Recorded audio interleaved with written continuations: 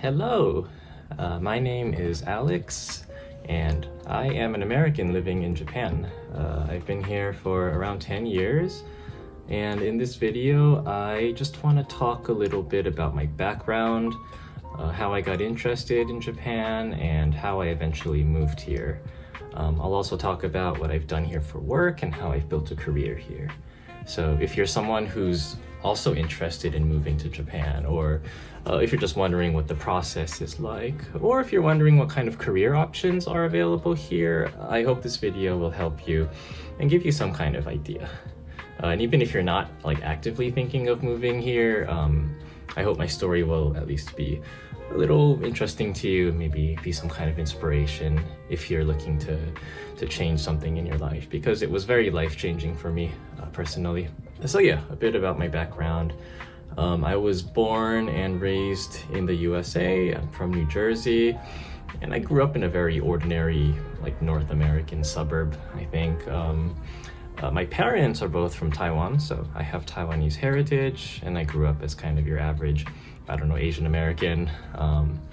I was kind of a nerdy kid growing up, and I liked video games, I liked watching anime. You know, most kids in my generation grew up watching Pokemon and Dragon Ball, Yu-Gi-Oh! And stuff. I was no exception. I was really into those when I was a kid. And when I was in high school, I started watching anime in Japanese and listening to a lot of Japanese music. And I was hooked. I became pretty obsessed with Japanese pop culture, as many people do. And that made me want to try learning Japanese, you know, because why not? It sounded fun. That was pretty much it. I didn't have any deep connection to Japan. I was just your average nerdy kid who liked anime and pop culture. And when I went to college, like many 18-year-old college students, I had no idea what I wanted to do with my life. You know, some people were going into engineering, a lot of people were going into med school, and I was like, I have no idea what I want to do, so let's study Japanese and see where that takes me. So I started taking Japanese classes, and it was super fun. I found that I really enjoyed learning the language. It was very exciting for me, and it gradually turned into a more serious thing over time. Eventually, I decided that I wanted to try to become fluent in Japanese, not just study it as a hobby. And that led to me studying abroad in Japan during my third year of college. So I came to Kyoto, where I live now actually.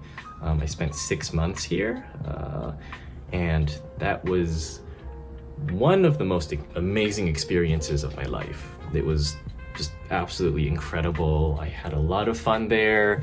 I got way better at Japanese during that time, and I made a bunch of friends and great memories. So that was really a big turning point for me, because after that experience, I decided that I wanted to try working in Japan, because I had, you know, lived here for 6 months, not a super long time, but enough time for me to, you know, be like, yeah, I think I enjoy life here. I think I want to try to take things a step further. So I applied for a couple of jobs when I was about to graduate. I applied for some English teaching positions. One of them was with a school called ECC. Another one was with a program called Altia. And another one was the JET program, which is pretty famous, I think, for people who want to work in Japan.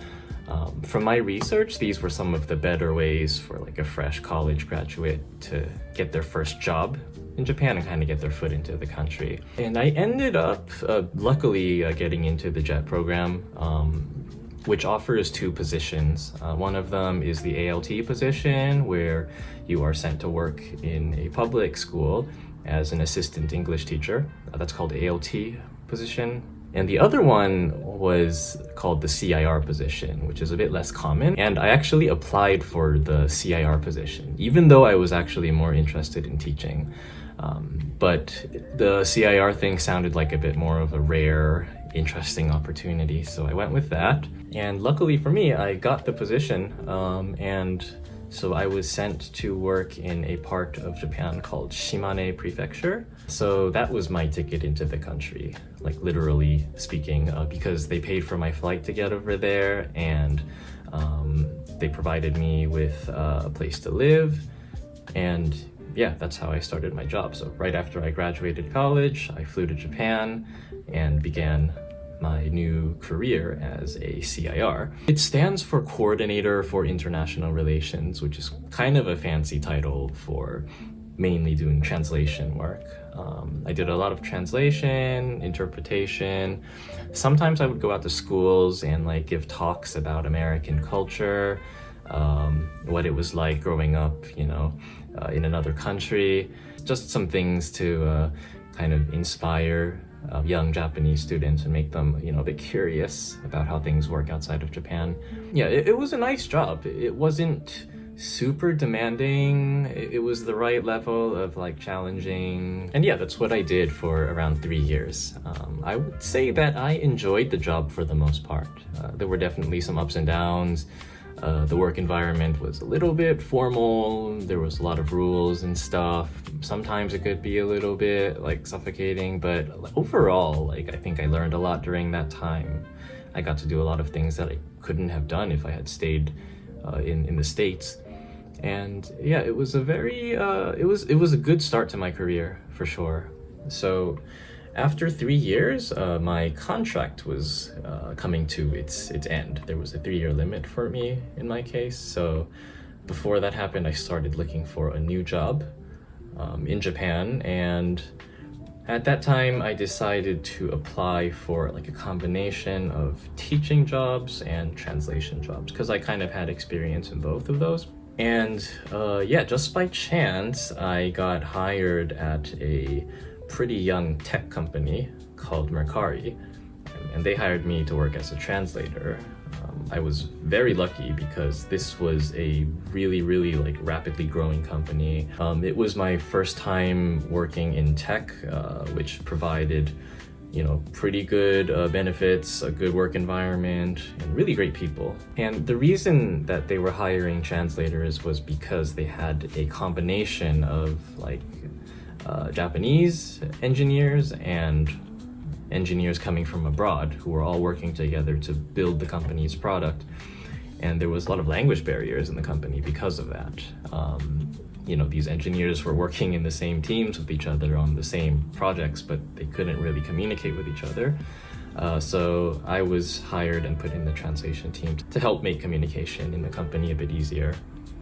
So yeah, my job was to go to meetings with engineers every day and help them communicate, which was really hard because I did not know anything about tech at that time. I had no experience like coding, learning anything about computer science or how apps are built. So I had to learn everything from scratch. And it was really hard because, I would be asked to like translate all these crazy technical documents and I had no idea what any of it meant. Like they were written in English, which is my native language, but I still didn't understand what I was reading half the time. So over the span of like 2 years, I kind of just learned on the job.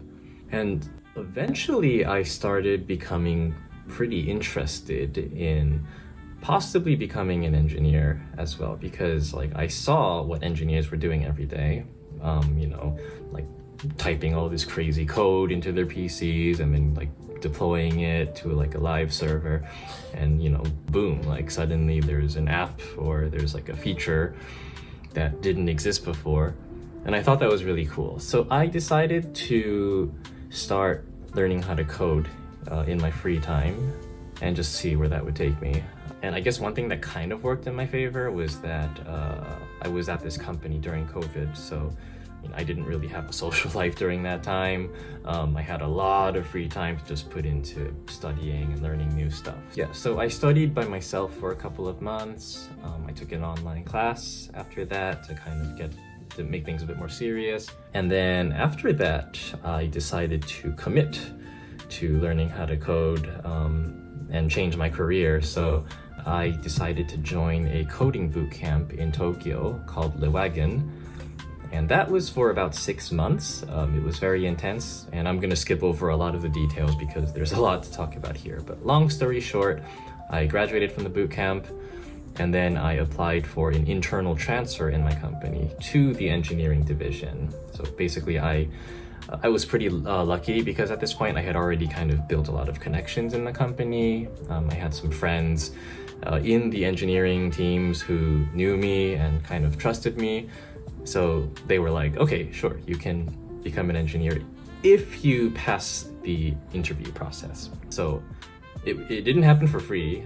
I had to go through like 4 rounds of engineering interviews, like the same process that, you know, an externally hired engineer would have gone through. But somehow I managed to pass that. So with that, I became a software engineer, and that was the start of my new career. So that was very unexpected because I never thought in my life I would have become a software engineer, because, you know, I was never good at like math and science and just, you know, logical things. I always thought that coding would have been too hard for me. But, you know, it turns out I tried it and I liked it. I wasn't bad at it. I guess I was okay enough at it to get a job. So, yeah, it just goes to show that your career can go in so many different directions, and most of them are not what you would expect. I definitely did not expect that I would have moved to Japan, stayed here for so many years, and then transitioned to a career in tech. But as it turns out, that's what happened. And, you know, these are all opportunities that came because I tried just doing a bunch of things that, you know, I wasn't too comfortable with, but that I was curious about. So yeah, that's pretty much it. So yeah, in the span of 10 years, you know, I started as a translator and occasional teacher. I moved on to translation in a different industry entirely. And then I ended up transitioning to a completely technical career.